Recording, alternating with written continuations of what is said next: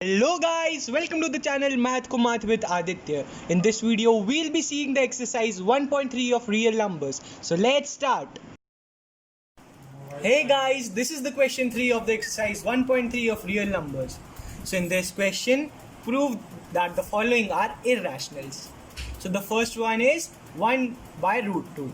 So for the first part, as you know, in such types of question where you see that you have to prove them irrational, the first thing you are going to do is to assume the contrary, that is to assume that they are rationals. So let 1 divided by root 2 be a rational number. Then you can express every rational number in the form of fraction. So it can be written that 1 divided by root 2 is equal to a divided by b, because that's what a rational number is. And here a and b are co-primes, that is they only have one factor, that is 1. So if this is so, you can transpose we have got this equation and you can do many transpositions that will not have any change in the values. So in such types of question, the thing which you have to do is to get the value of root 2. So in order to get the value of root 2, you will be transposing this root 2 over that side. A would be on that side and B on that side. So when you do so, you can write that root 2 is equal to, B will go from the denominator to the numerator, so it would become B, and a would go to the denominator, so it would become b by a. As we have seen, in rational numbers, a and b are integers that do not have, where b is not equal to 0.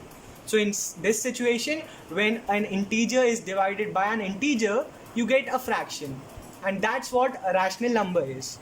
But we know that root 2 is irrational, and here we are proving that b by a is rational. So what does it mean?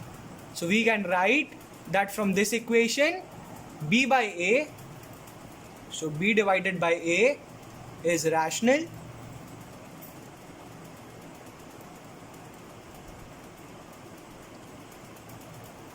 but root 2 is irrational. This is because we know that the square roots of the ones which are not the perfect square are always irrational. So we have written that b divided by a is rational, but root 2 is irrational.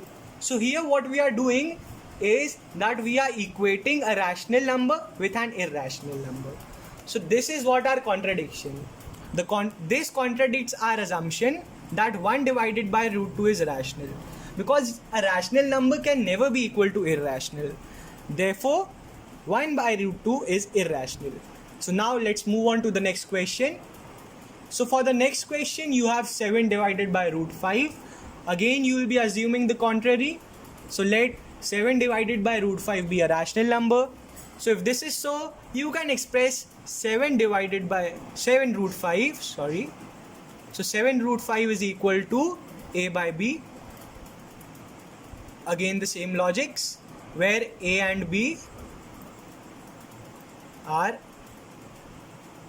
co-primes and they are integers too.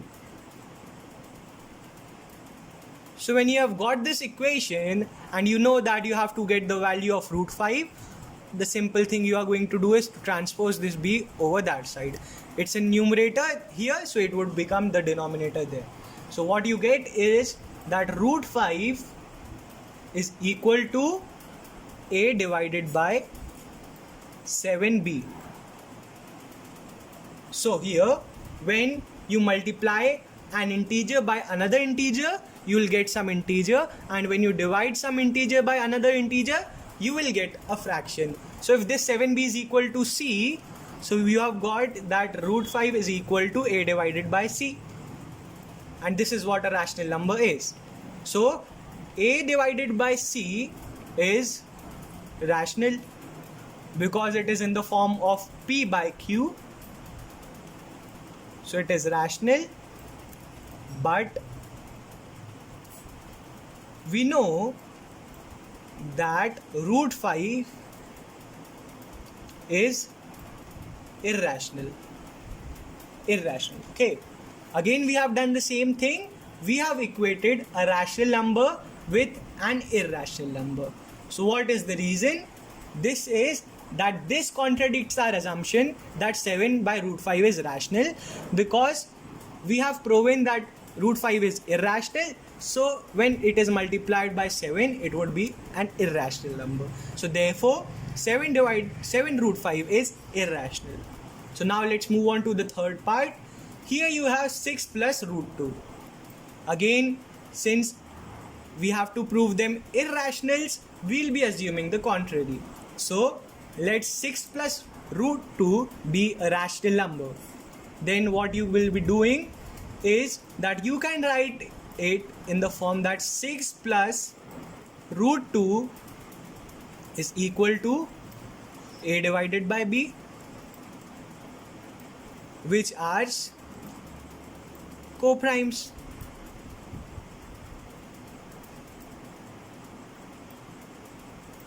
So now you will transpose this plus 6 over that side, so as you get only root 2 as the LHS. So when you will transpose this plus 6 over there, so it would become minus 6.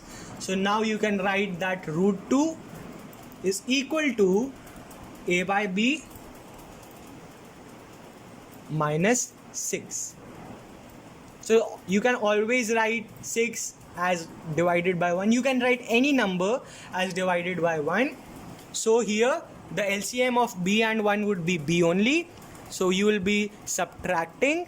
So this implies that root 2 is equal to b as the denominator, that is the LCM. So b divided by b would be 1. So you can write a over here. Very basic addition or subtraction.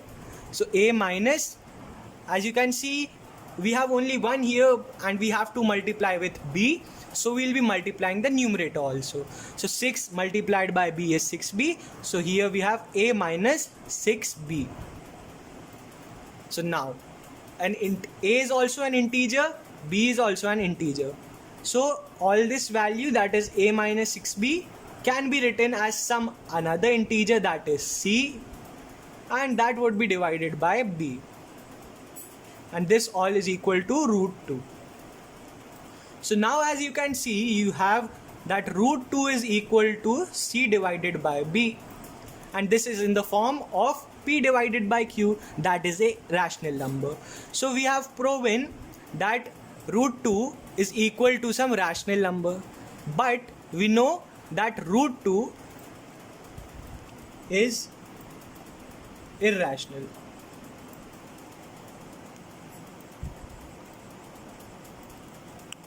And c by b is rational. Hence we can say that root 2 is rational, because if you say so, you are equating a rational number by an irrational number. So this would simply end up by saying that root 2 is irrational. So this is a very basic contradiction. So this contradicts our assumption that 6 plus root 2 is rational. So all these false statements which we have got were because of the only reason that we have assumed an incorrect thing. Therefore 6 plus root 2 is irrational. So this was a very basic solution where you just had to use the contradiction method.